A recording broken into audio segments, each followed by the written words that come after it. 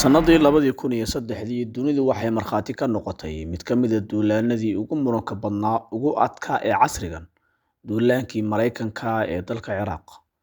Waxaa la sheegay markii hore in ujeedadiisu ahayd in la tirtiro hubka waxkumaada iyo in la rido xukunkii Saddam Hussein. Laakiin markii dambe arrintu waxay isku beddeshay mid siyaasadeed, istiraatiiji iyo mid la xiriirta danaha saliidda iyo awoodda gobolka. Mawduuceena maanta waxaynu kusoo qaadanaynaa duullaankii dheeraa ee Maraykanka ee Ciraaq iyo sababihii keenay iyo maxaa ka dhashay. Qodobka koowaad waxaynu ku dul istaagaynaa sababihii duullaanka. Lambar 1. Eedeynta hubka waxkumaada weapons of mass destruction. Madaxweyne George W. Bush iyo dowladda Maraykanka waxay ku eedeeyeen Saddam Hussein inuu haysto hubka kiimiko ah iyo nuclear oo khatar ku ah dunida. Laakiin markii dambe baaritaanadii qaramada midoobay iyo saraakiishii Maraykanka laftoodu waxay caddeeyeen inaan hubkaas la helin, taasoo dhalisay su'aal weyn oo ah ma sax baa sababtii dagaalka loo bilaabay. Lambar 2. Dagaalka argagixisada ama la dagaalanka argagixisada. Kadib weeraradii 11 Sebtembar ee 2001, Maraykanku wuxuu qaaday olole ballaaran oo uu ku yeeshay War on Terror oo uu ku magacaabay War on Terror amba dagaalka argagixisada. Waxaa lagu sheegay oo lagu eedeeyay in xukuumadda Saddam Hussein ay la xiriir la leedahay ururweynaha Al-Qaacida, inkastoo markii dambe aan la helin caddayn rasmi ah. Sababta 3. Danaha saliidda iyo istiraatiijiyadda gobolka. Ciraaq waa mid ka mid ah dalalka ugu saliidda badan dunida.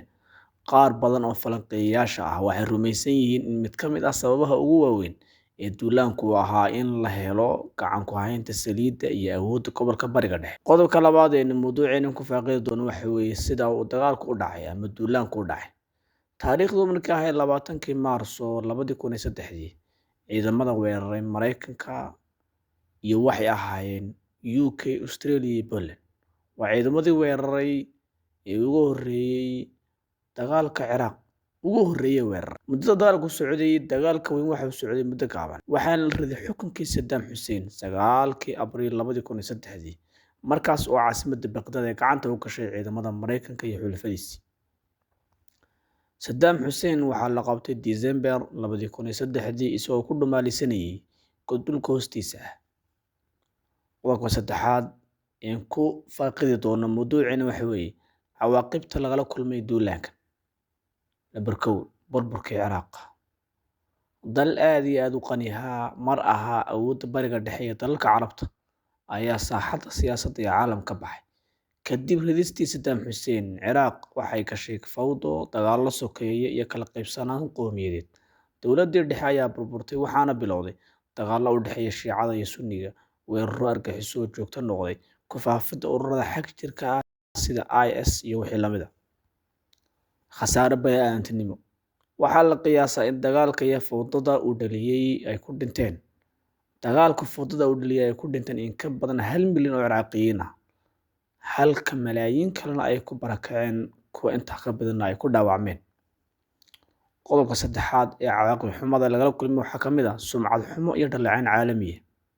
Markii la ogaaday inaan hubkii waxkumaada la helin, dunida ayaa si adag u cambaaraysay Maraykanka. Dad badan waxay ku tilmaameen duullaankaas mid aan cadaalad ahayn iyo isku day gumaysi cusub. Waa ana ka xoog weyn oo horta xanaaqa. Ugu dambeyntii, duullaankii Maraykanka ee Ciraaq waxa uu ahaa dhacdo beddeshay jihadii taariikhda Bariga Dhexe. Inkastoo la sheegay in la doonayay badbaadinta shacabka Ciraaq iyo la dagaalanka argagixisada, haddana wuxuu sababay burbur dhaqaale, siyaasadeed, bini'aadantinimo oo aan weli laga soo kabin. Ciraaq maanta weli waxay la daalaa dhacaysaa raadkii ka haray duullaankaas, burburka dowladnimadii, khilaafka diimeed iyo faragelinta qudheeda ama faragelinta shisheeyaha. Intaan mawduucan mid lamid ah ku kulmi doono, waxaan idin leeyahay nabaday. Asalaamu calaykum waraxmatullaahi wabarakaatu.